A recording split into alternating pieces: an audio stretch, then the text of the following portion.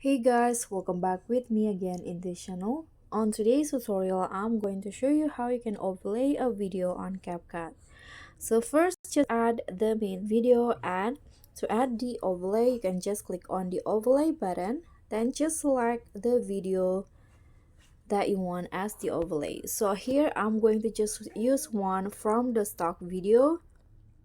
For example, I'm going to add this as the overlay. So click on the video, then click on add at the bottom here